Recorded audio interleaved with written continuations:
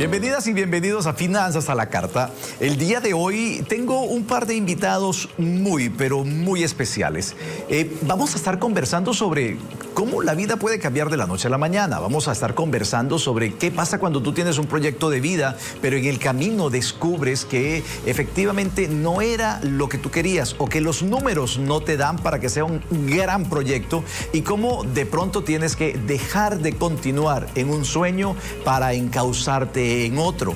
Pero también vamos a hablar de esos cambios abruptos, de esos cambios que llegan sin pensarlo, de que una mañana te levantas con expectativas, con anhelos, con sueños y de pronto todo cambia. El panorama cambia por completo. ¿Y qué pasa en ese momento? ¿Cómo gestionas esos miedos? ¿Cómo gestionas las decisiones? Sobre todo, ¿cómo gestionas el ego? ¿Qué pasa cuando tienes que tomar decisiones realmente trascendentales, radicales, que cambian inclusive tu estilo de vida? Así que para conversar de estos dos temas, tengo a estos dos invitados especiales. En primer lugar, vamos a entrevistar a uno de los cofundadores de La Pizca, la marca de mixería chilena más vendida en todos los supermercados del país, una marca muy querida, y para ello vamos a tener a Diego Tagart con nosotros. Y en segunda instancia, una historia muy poderosa de la mano de Cristóbal Castillo, quien es el fundador de Punto Palta y una persona que es nacionalmente conocida por su historia de gerente a feriante. Así que acompáñenos el día de hoy en ese capítulo especial lleno de historias, lleno de aprendizaje. Vamos a unos cortos comerciales y ya volvemos en Finanzas a la Carta.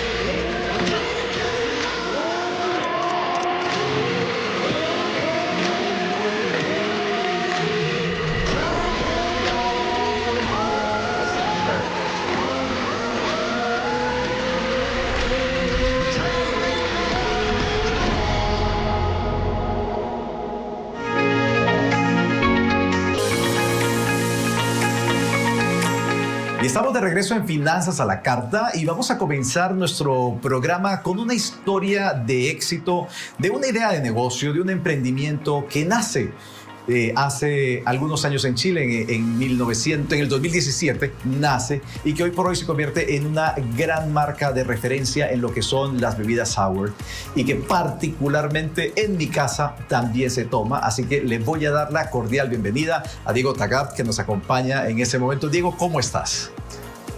Encantado de estar aquí contigo, Juan Carlos. Bueno, es un placer tenerte y tener a nuestra marca, a La Pizca, acá con nosotros. Yo quiero saber muchos detalles de ella en el corto tiempo que tenemos, pero vamos a ver cómo lo desentrañamos, vamos a ver cómo recuperamos la historia, vamos a saber cómo desde una idea se convirtió en lo que es hoy en día esta marca tan interesante. ¿Te parece? Encantado. Bueno, comencemos. ¿Cuándo nace La Pizca?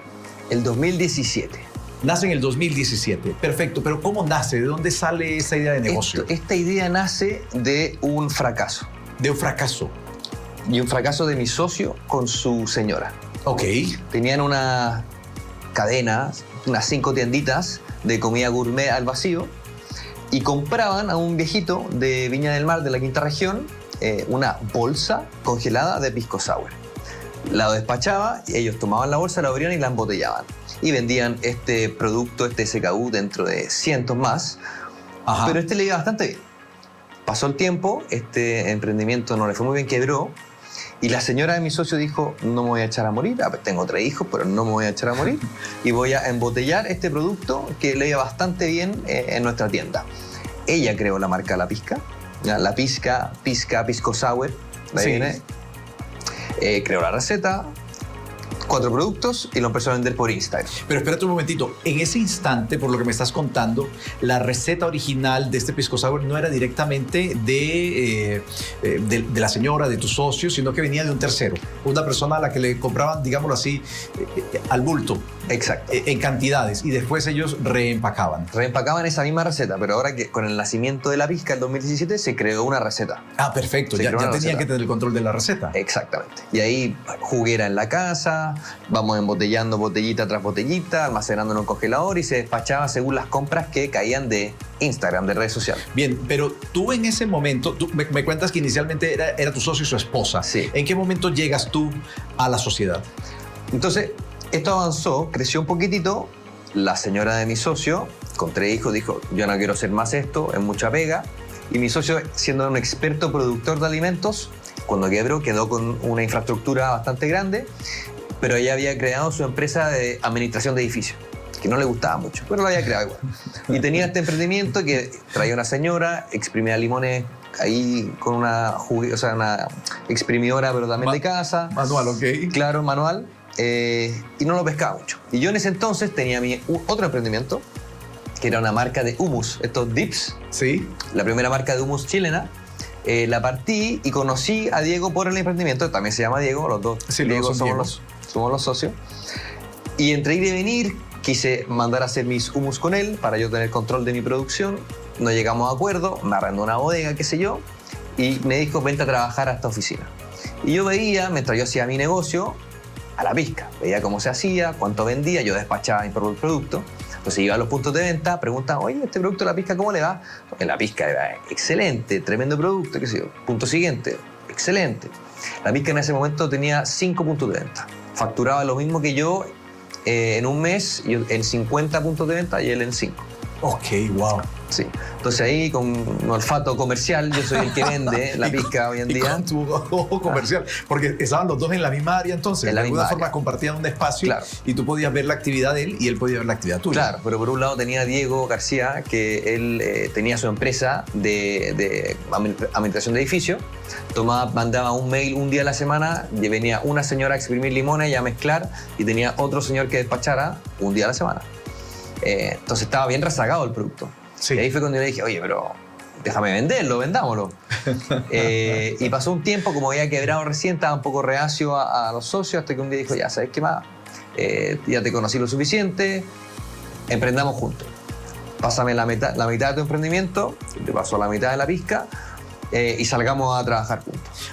Básicamente unieron de alguna forma los dos negocios. Exactamente. No quedaron bajo la misma razón social los dos. Sí, la misma. Quedaron bajo la misma razón Sí. social, quedaron 50 y 50. 50 y 50. Ok, interesante. Él siendo un experto productor que odia la venta, yo soy un bastante buen vendedor que no me gusta la parte productiva, ¿ya? Y unimos fuerzas Genial. con aguas muy separadas y ahí partimos vendiendo estos dos productos. Yo empujé los dos productos con la misma fuerza, pero la pizca explotó. Sí, la pizca ha explotado. Y este proceso, ¿cómo se dio? Quiero que nos cuentes cómo un negocio que factura, pero de la forma que tú estabas diciendo, en donde paulatinamente, periódicamente venía una persona a la semana, después otra, en Claro. fin. Es muy intermitente, si me lo permite la palabra. Pero quiero que me cuentes cómo es ese proceso de escalamiento de negocio, cómo las cosas se van dando y cómo vas teniendo que ampliar tu personal de trabajo. Perfecto. Ahora, la historia es bien bonita, porque Ajá. es una historia de emprendimiento desde los cimientos.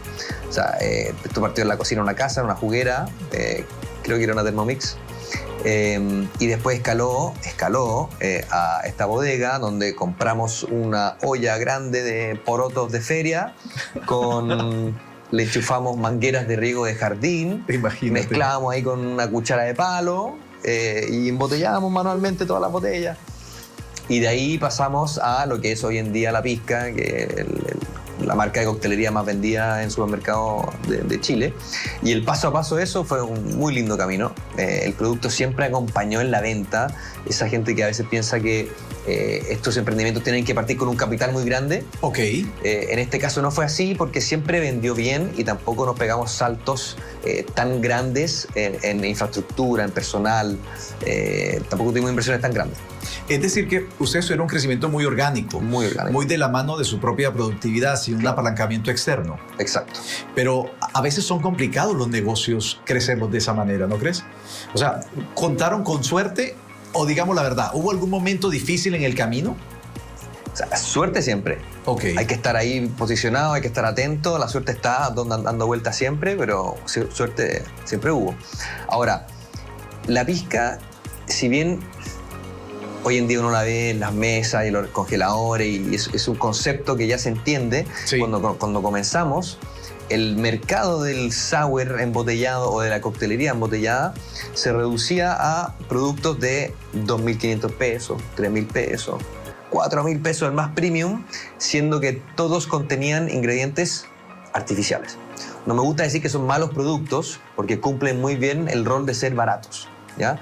Y en Chile tenemos este famoso cóctel que es el pisco sour, Sí. que es por lejos el más tomado en el país, y no había una alternativa embotellada que compitiera con un restaurante o con la receta del abuelo hecho en casa, con la simpleza de tenerlo en una botella en la casa. Y ahí fue cuando empezamos a iterar en cómo mantener estos ingredientes naturales en el largo plazo. Y ahí fue el congelado, la forma en que encontramos que este producto perdurara los 12 meses que rotulamos en la botella que dura. Claro, porque una de las cosas que tú estás mencionando es que los productos que se podían conseguir a precios distintos eran productos, digamos, long lasting, ¿no? Larga duración, que no necesitaba un congelador Claro. para mantenerlo. Pero yo recuerdo cuando comencé a ver congeladores al lado de la sección de las cervezas, inclusive lo recuerdo, y de los vinos, y era como extraño ver el congelador allí para unas cuantas botellas. Exacto. Entonces yo decía, pensaba dentro de mí, mucho espacio, y este producto tiene que tener algo en particular. ¿Qué es? No sé, porque yo no fui el primero que lo probé, te digo la verdad, fue mi esposa. Ya. La primera que lo probó y quedó enamorada, después yo también me hice fan de la marca. Pero, ¿quiénes desarrollaron los congeladores? Porque los congeladores fue el paso necesario para que ese producto se pudiera colocar en tiendas. Sí, ahí como dato, el 60% de quienes compran la pisca son mujeres. Ajá. Y el 60% de quienes lo consumen son los hombres. Bueno. Entonces, volviendo a estos momentos críticos, como te decía, la pisca es un producto congelado, embotellado en vidrio, ¿ya? Algo que no se da en ninguna parte del mundo. Entonces, sí, la primera piedra de tope fue que la gente comprendiera que este producto puede competirle a los de 2, 3, 4 mil pesos, estando, cuando recién salimos al mercado, estábamos a 10 mil pesos. Sí. ¿Ya? Lo otro fue cómo poner un equipo de congelado en una sala de supermercado y antes de eso en un mini market, en un almacén, que uno entra y está todo apretado, todo en su lugar. ¿Cómo convenzo a esta persona de que este producto va a vender? Ajá. Y va a vender a 10 mil pesos cuando la competencia está a 3. Entonces, Y va a vender, claro, probablemente 3 veces el precio del que tienen en la góndola. claro, ahí por ahí el speech de venta. Ok. Vende una de estas y te hace el margen de 3 de lo otro. Ok. ¿Ya? Entonces ahí tuvimos una piedra de tope, pero a mí me gusta hablar más de los hitos que hicieron que esto explotara. Muy bien. No sé si te parece. Cuéntamelos, pero me encantan. Ya. Porque los hitos son muy importantes porque nos va mostrando los momentos de cambio del negocio o en donde se logra ese punto de inflexión que te impulsa al siguiente nivel. Así que, por favor. Entonces, obviamente que la dificultad fue este concepto nuevo, disruptivo, que no existía, entonces la gente no lo entendía, entonces costaba entrar al punto de venta.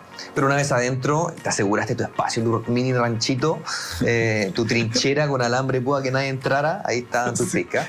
Pero los grandes hitos que marcaron, yo te diría que un antes y un después, fue lo primero, las ferias. Las ferias. Las ferias. Ok. O sea, para que la gente sacara de su concepto mental de que cualquier producto, cóctel embotellado es de baja calidad, lo tiene que probar. Ok. ¿Y cómo acercas tú el producto al consumidor? ¿En qué instancia? Lo mejor son eventos, ferias y ese tipo de instancias. Bien, entonces aquí en este hito voy a hacer un paréntesis para todos los emprendedores que nos ven, porque tú nos estás diciendo que la importancia, o estás señalando la importancia que tuvieron las ferias en el conocimiento de la marca, que hoy por hoy es la marca más vendida en supermercados por lejos, pero que sin las ferias no hubieran alcanzado al público que han alcanzado. Entonces, definitivamente para ustedes, las ferias fueron realmente importantes para dar a conocer la marca, el producto mejor. Exactamente. Y cuando te digo las ferias, con mi socio pasamos 2 años previo a la pandemia a 2 a 3 ferias todos los meses. Y feria es jueves, viernes, sábado, domingo. 3 a 2 veces toda la semana, o sea, todos los meses, y dando a degustar. Esto, ok, obviamente que queríamos vender porque era una marca chica y si no pagábamos el gasto de la feria nos costaba mucho llegar a fin de mes. Ajá. Entonces vendíamos, pero en vasitos chiquititos. ¿Qué quiere probar? Ah, ese, ¿quiere probar algo más? Y le damos a degustar de todo. Y esta convicción y este trabajo de ferias, de un día para otro, hizo que las ventas, así, curva ascendente, constante, y por eso mismo fue el gran hito inicial, yo te diría, de la marca en cuanto a su escalamiento y su reconocimiento también. Y no solo como la pizca, sino que como este concepto de coctelería embotellada y congelada. Diego, me van quedando 2 minutos, pero quiero en estos 2 minutos que aprovechar para entender tu visión sobre lo que son las negativas cuando uno intenta hacer un negocio, porque por lo que cuentas, 2 años diciéndote que no y no te dice por vencido. ¿Qué le puedes decir a los emprendedores con respecto a los no? En 1 minuto, y después quiero que nos muestres los productos, ¿te parece? Perfecto. A ver, hay que ser... ¿Cuál es la palabra? Hay que tener convicción, ¿ya? Pero tampoco hay que pecar de sobre revolucionado con una idea. O sea, cuando uno tiene una convicción de que algo va a funcionar, empújala. Ahora, si los no son reiterados, no te quedes pegado. Siempre avanza.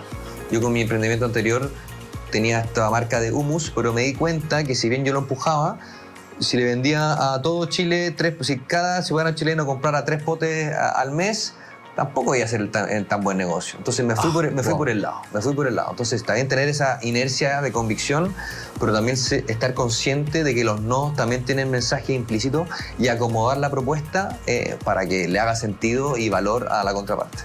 Muy bien, me encanta saber eso porque era una persona que no solamente luchó contra varios no para llegar hasta el supermercado, sino que entendió también algunos no para dejar de lado algunas opciones que estabas empujando. Diego, a ver, ahora sí, muéstranos qué tenemos acá, por favor. Bueno, quise compartir con ustedes 2 productos muy especiales. Primero tenemos nuestro último lanzamiento de Pisco Sour, que es nuestro Sour Calafate Berries, que es lo que contiene nada que ver, calafate, murta y mora. Okay. ¿Y por qué lo quiero mostrar? Porque este producto desde el día 1 es el tercer producto más vendido de la pizca. Wow. Así que lo recomiendo muchísimo para que lo prueben. La gente se sorprende. Más encima tiene este color radioactivo, tan hermoso, precioso. Se ve muy bien. Y se prepara como todos nuestros sours a la juguera con hielito. Genial. Muy rico, un producto endémico, distinto a cualquiera. Y dado tu historial de 30 años en el Caribe, ahí en Centroamérica, y el mojito, este es el reciente lanzamiento de la pizca. Este nos costó un poco, incluso imprimimos etiquetas hace 2 años y lo tuvimos que botar todas porque no nos gustó el producto final. Okay. La prueba final nos dimos cuenta que la menta se agarraba un sabor medio pasado, ya un poco oxidado, y descartamos el producto. Y el año pasado, logramos dar con la forma de trabajar la menta y podemos con orgullo mencionar e informar que tenemos este nuevo lanzamiento mojito que se prepara igual que un mojito, vasito con hielo hasta arriba, la pizca mojito hasta la mitad y agua con gas, no a la juguera con hielo como la pizca sour. Distinto. Muy bien, los voy a probar los 2 para que sepas. De seguro que sí, y ahí te voy a dar mi feedback al respecto, sobre todo el mojito, que me encanta el mojito. Diego, muchísimas gracias por venir a Finanzas a la Carta. Es un placer haberte tenido por acá con nosotros. Encantado. Muy bien. Gracias. Y ustedes, vamos a unos cortos comerciales y ya volvemos con más del programa acá en Finanzas a la Carta.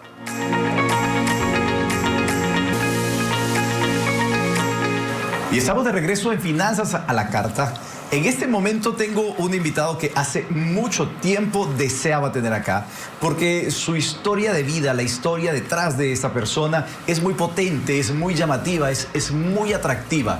Es una historia de entender los retos y los desafíos que la vida te coloca de la noche a la mañana, porque las cosas pueden cambiar de la noche a la mañana, y cómo salir adelante a pesar de ello. Y creo que todo nació de un consejo que le dio su papá. Así que con nosotros el creador de Punto Palta, y viene desde Temuco a acompañarnos en nuestro estudio a Cristóbal Castillo. Cristóbal, ¿cómo estás? Bienvenido a Finanzas a la Carta. Juan Carlos, muchas gracias. El gusto es todo mío. Un tremendo honor estar aquí contigo. Oye, muchas gracias por el viaje que te pegaste. Es un trayecto muy largo para estar en el programa, pero vale la pena. Y para la gente que nos está viendo va a valer mucho la pena.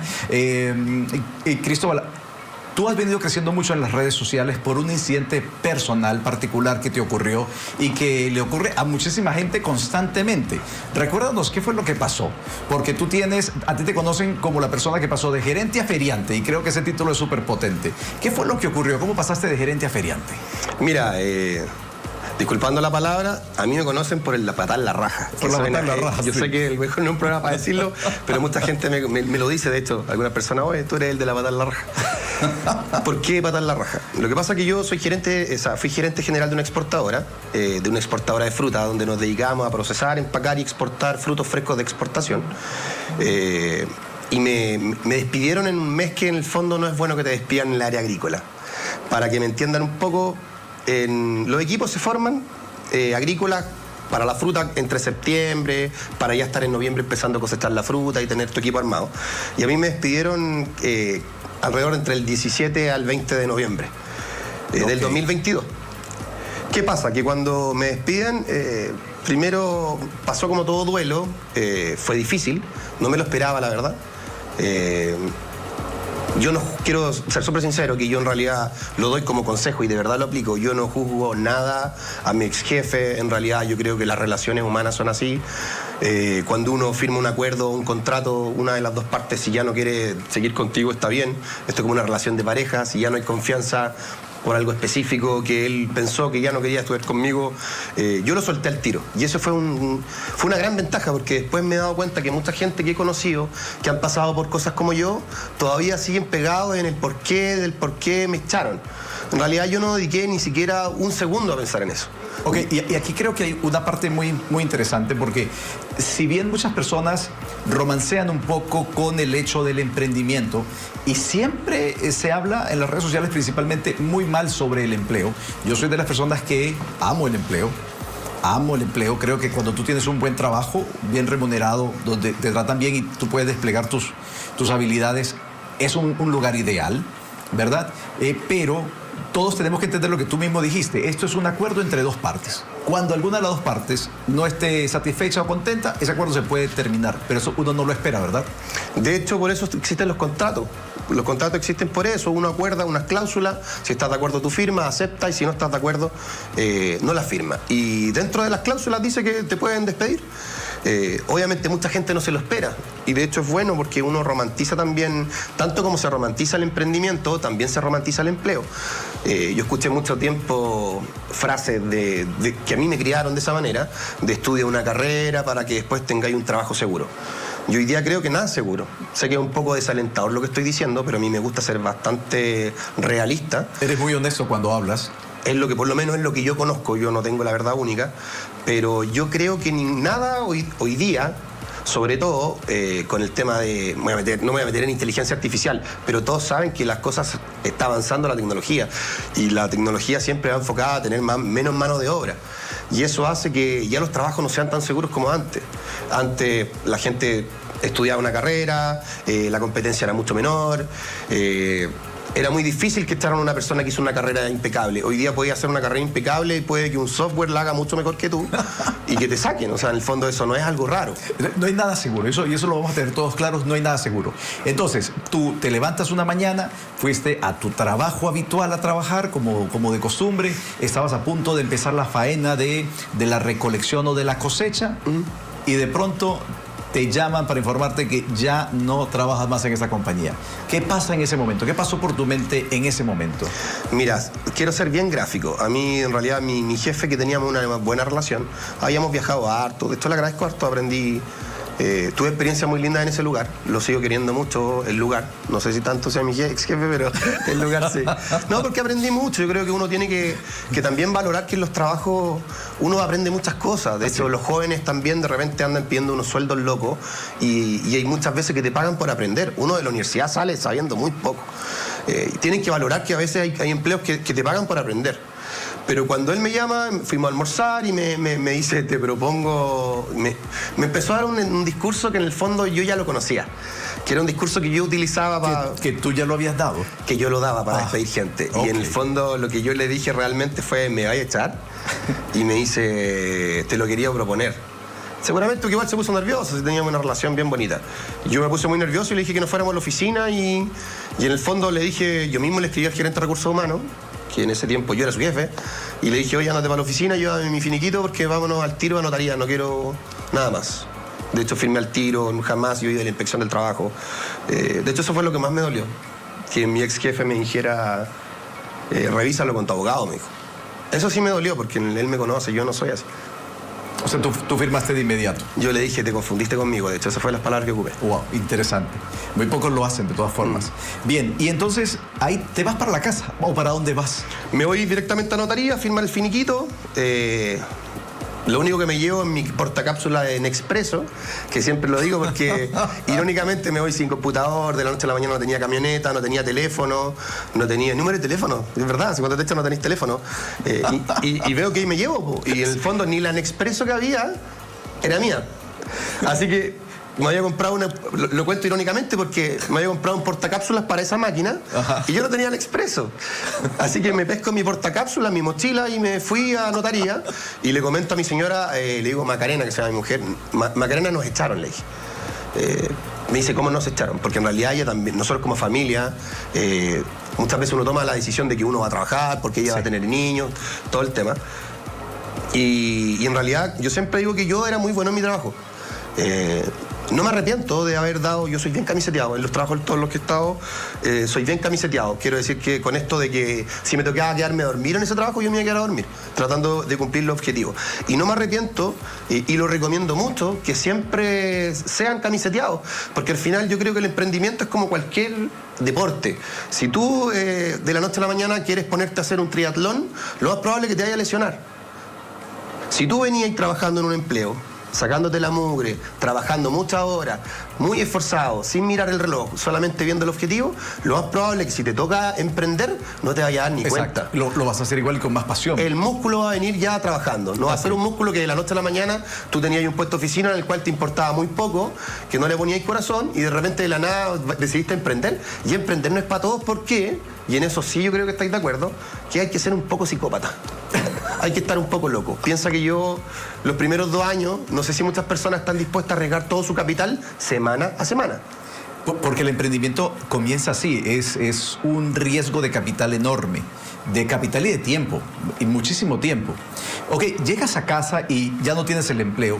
¿Cuál fue tu primera opción? ¿Qué pasó por tu mente? Porque tengo entendido que tu duelo fue muy rápido y eso te ayudó muchísimo. Pero ¿qué opciones tenías para arrancar? Mira, mi primera opción, un asesor agrícola que yo tenía, muy amigo mío, que está muy bien catalogado, Cristian Gallego, que le mando un saludo. Que es asesor muy importante de la zona, me dijo, yo te puedo buscar un trabajo rápido. Y me dijo, anda a hablar con tal persona, ese mismo día. Y la verdad es que fui a hablar con la persona y no me bajé del auto. Le mandé una foto a mi mujer, le dije, Maca, estoy afuera de la bodega de la persona que me están recomendando, y de verdad que mi cabeza todavía está un poco, no sé cómo describirlo, la verdad. Pero le dije, yo no me quiero volver a sentir así. Esto va a ser lo mismo y quizás peor, porque se notaba que la empresa era un poco más chica que yo me iba a ir. Y le dije, de verdad, que yo siempre lo digo, cuando te echan de pega siendo penca es triste, pero cuando te echan de una pega siendo bueno es terrible. Y yo esto que siento en este momento no lo quiero volver a sentir nunca más. Y me dice, ¿qué voy a hacer? Me voy a comprar un camión. ¿Para qué? Me dijo, no lo sé. Esa fue mi respuesta, no lo sé. O sea, tú necesitabas un vehículo para transportarte y para trasladar cosas, porque era un camión, pero no tenías hasta ese momento claro qué. Lo que pasa es que tenía claro de que tenía que ocupar el know-how de... Yo siempre había trabajado en fruta. De la fruta, me lo imaginé desde un principio. Tú visualizabas algo con las frutas, por las temporadas, por el conocimiento, por las conexiones que tenías, conocías la industria, la zona, etcétera, pero no sabías que ibas a mover. ¿Y cómo llegaste a las paltas? Mira, de hecho, irónicamente, uno podría pensar, este gallo es agrónomo, es civil industrial, trabajó en exportaciones, y de hecho yo lo pensé también, lo mismo que tú. Yo tengo experiencia en esto me puede servir. Nada, no cachaba nada de paltas. Me di cuenta que, de hecho, me tocó importar después, es muy distinto a exportar. Me di cuenta que no tenía la experiencia para hacerlo, porque en realidad lo primero que hice no fue traer palta. Un amigo me ayudó y me empezó a cargar la temporada de la campaña 2022-2023, la cereza estaba por el piso. Y resulta que todo el descarte que se queda en Chile lo vendían muy barato, por darte un ejemplo, 50 pesos. Y yo lo que hice al principio fue cargar mi camión en Curicó y lo iba a vender a la feria de Chillán.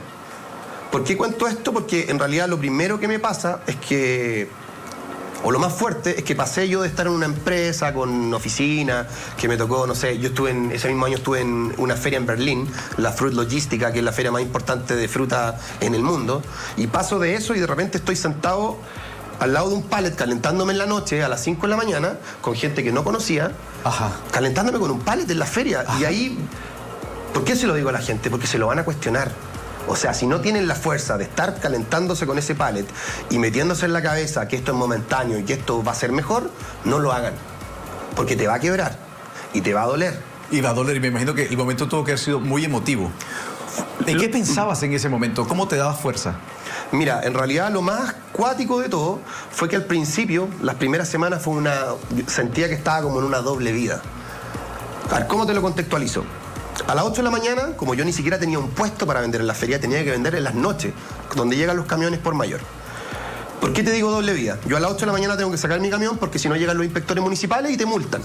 Así que fui a dejar mi camión por ahí y volví a recaudar el dinero que le había vendido a los feriantes en la noche. ¿Ya? Me pongo en un kiosco que está en la esquina de Isabel Riquelme con Arturo Prat en Chillán, para ser más gráfico. Y en ese kiosco había una señora haciendo una recarga de teléfono. Y yo me quedo mirando. Recarga de teléfono. Otra persona atrás estaba comprando un cigarrillo suelto. ¿Qué es lo que llama la atención de esta historia? Tú dirás, es normal. Para mí no era normal en ese momento. Yo me estaba codeando con personas, para que tengáis una idea, mi ex jefe colecciona Porsche. Y yo me había desconectado de esto, o sea, un cigarro suelto, una recarga de teléfono, ¿para qué? Y en el fondo, ¿cuál fue lo más cuático de todo? Que después tomo mi camión, yo me quedé con esto, eso quedó, no me di cuenta en el momento. Pero para que me entiendan, tomo mi camión, me voy a la casa. La feria, en realidad, generalmente, ustedes saben cómo está un poco sucio, los olores no son los mejores. Y voy llegando, yo tengo mi casa que yo me había comprado cuando trabajaba en esta empresa de gerente general, está en un barrio bien bonito en Chillán, que tiene harta teja. Y empecé a avanzar en mi camión, eran las 8:30, 9 de la mañana, y hasta los colores empezaron a cambiar. Y yo seguía manejando sin darme cuenta y de repente llego a la casa y había una persona cortando el pasto. ¿Qué quiero decir con esto? Que seguramente una semana normal mi señora habría mandado a una persona que le corte el pasto. Pero tú estás viviendo una doble vida porque al final me bajo, miro al jardinero como medio raro yo venía todo sucio.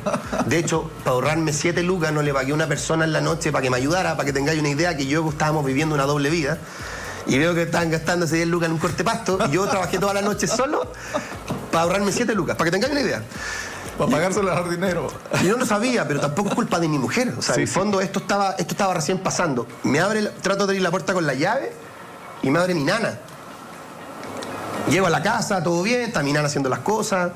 Después incluso lo más fuerte de todo, que me invitaron a un cumpleaños en la noche de unos amigos míos. Y fue tanto el cambio, fue tan fuerte todo esto que me estaba pasando, el cigarro suelto, la nana, el jardinero, yo las 7 lucas que me ahorré, venía todo cochino, estaba muy cansado, no había dormido, y me invitan a un cumpleaños y de repente todo esto, el círculo que tenía en ese momento, que era gente acomodada, por decirlo así, empezaron a hablar cosas del pueblo, por decirte un ejemplo, y me tuve que ir a mi casa. Le dije, Maca, o nos vamos o esto va a terminar mal. Porque sentía que estaban hablando tonteras, hablaban del pueblo sin saber cómo era el pueblo. Sí. Y lo que más que ni siquiera fue ellos. Fue que seguramente me estaba escuchando yo de la semana anterior. Y eso es fuerte, darte cuenta que estáis totalmente desconectados y que en realidad los culpables no son ellos, no son los otros. El bicho raro ya era yo. Yo no encajaba. ¿Qué pasó? Que al final me volví un camaleón y me dio una super habilidad. Y para mi trabajo es bueno porque de repente me toca codearme con un gerente general de una importadora grande de Perú. Sí. Y de repente me toca estar con la tía Juanita que vende sopaipilla y le doy el mismo beso en la mejilla a los dos. Y con el mismo cariño. Pero yo quiero hacerte una pregunta, Cristóbal. Y para mí es muy importante. ¿Cómo gestionabas el ego en ese momento? Mira, las redes sociales partieron por el ego. Había tanta gente que me quería, que veyeron que publiqué, que se enteraron que yo estaba trabajando en la feria, que empezaron, por cariño, a enviarme por WhatsApp trabajos, ofertas de empleo. Ya, un amigo sabe que está en trabajo, toma una oferta de empleo de agrónomo y te la envía. Toma una oferta de empleo de otro campo y te la envía. Y resulta que llegó un momento que yo publiqué en las redes sociales, estoy aquí en la feria. Y esa fue una declaración para todo el mundo de, muchachos, este es mi trabajo. no me manden más ofertas, no me manden más cosas, porque ya estoy lidiando con mucho en mi cabeza, no necesito una cuota de inseguridad. Por favor, si me quieren, vengan a verme, si me quieren, vayan a comprarme fruta, si me quieren, no me manden trabajo. Este es mi trabajo, si les gusta, vengan acá, si no les gusta, aléjense. Pero por eso hice las redes sociales al principio. Y también pasó que cuando yo partí en este tema, manejando mi camión solo, haciendo todo solo, de hecho anduve 8 meses sin licencia manejando el camión, que no hay que hacerlo, pero era lo que podía hacer en ese momento, también en vez de escuchar música, porque tenía la radio mal el camión, me iba escuchando podcasts como este, me iba escuchando a otros emprendedores. En el fondo era como mi manera de decir, hay más bichos raros como yo, Sí. en ese momento yo no le llegaba a los talones a nadie, pero siempre tuve la fe, la esperanza de que esto iba a ser momentáneo. Muy bien. Cristóbal, tu historia es muy particular, muy especial, sobre todo por la valentía y la fuerza con la que tú mismo la narras y la presentas, por la transparencia con la que la presentas. El emprendimiento no es un camino fácil, empezando porque es un camino solitario, es un camino de yo contra el mundo, tratando de resolver los problemas como van saliendo. Tú mismo lo dices, 8 meses manejando sin licencia, pero necesitaba hacerlo, o sea, no era mi intención no hacerlo, sino que necesitaba hacerlo. Teniendo eso en cuenta, cuando te presentas como de gerente a feriante, este título tan poderoso comienza a atraer a las personas, les comienza a gustar. ¿Cuándo te das cuenta que tienes esta capacidad de generar público en las redes sociales? Mira, más que darme cuenta, yo hice un Reels, que tú lo comentaste, que mi papá, en realidad, eso fue cierto, mi papá bastante desubicado, lo quiero mucho, le mando un beso, pero cuando yo llegué a la casa, mi papá es de otra escuela, a mi papá también le pasó algo muy similar, mi papá de hecho tenía una empresa y quebró, pero quebró mal, y pasó de tener, no sé, un Volvo estacionado a una motoneta, andaba en micro, y yo nunca lo vi fallar.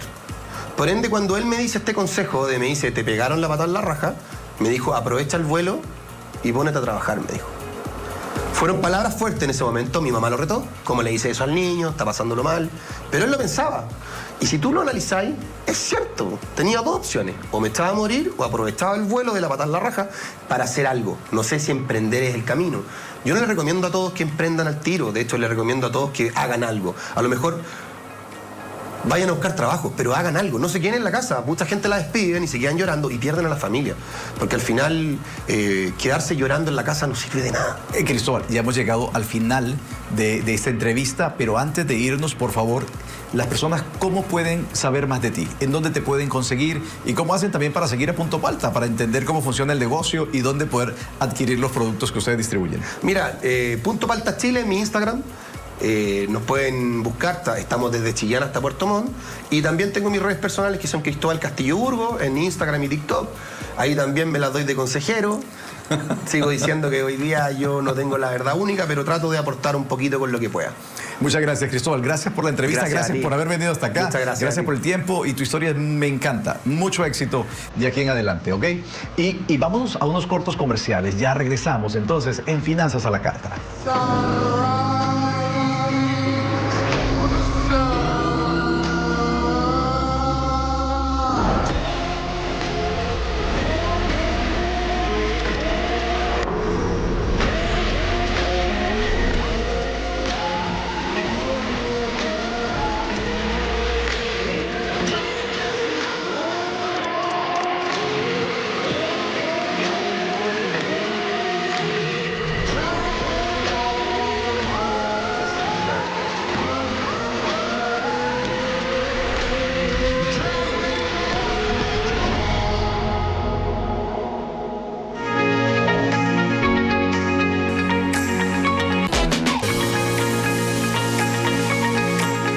Espero que les hayan gustado muchísimo nuestros invitados y sobre todo sus historias, sobre todo la generosidad que han tenido con nosotros al transmitir su conocimiento.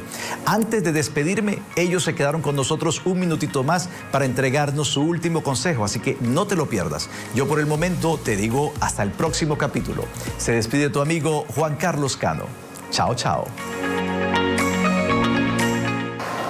Dentro de mi corta experiencia de vida, tuve que cumplir 40 este año, y laboral, si yo pudiera recomendarle a la audiencia algo, es que sin riesgo, sin grandes riesgos, no hay grandes retornos en la vida. Y esto quizás no va solamente al emprendimiento, pero llevado a ese ejemplo, yo cuando cumplí 30, yo vengo de una familia bastante exitista, banqueros, y venía bien pauteado para tomar ahí el testimonio banquero de inversiones, y decidí saltar a la piscina, confié mucho en mí, en mis habilidades sociales de vendedor, de saber que todo iba a estar bien.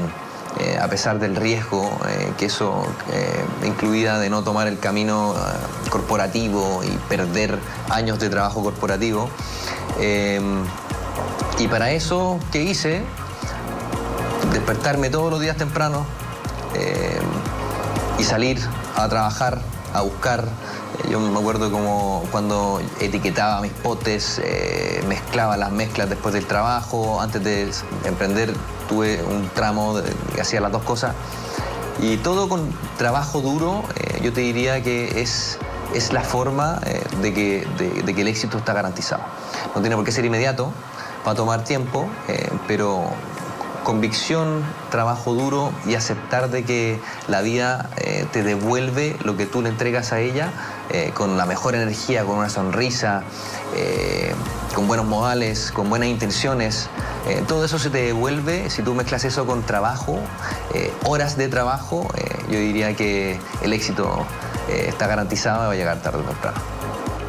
Mira, me regalaron un minuto para hablar con personas que conecten con este programa y en realidad a mí me habría gustado que me dieran un consejo cuando partí. Hablamos harto del tema del ego. Creo que el ego es un buen amigo si lo administramos bien. Hay que saber que el ego es un amigo que nos va a acompañar por siempre.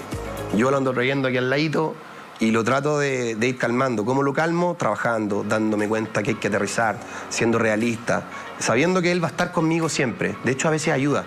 También de repente hay que tirarse para arriba. Tener ego no es malo, es bueno. Pero también hay que saber administrarlo. Porque si nos come este compadre y se apodera de nuestros pensamientos malos y buenos, lo más probable es que no nos deje avanzar. Así que muchas gracias, administren su ego y suerte.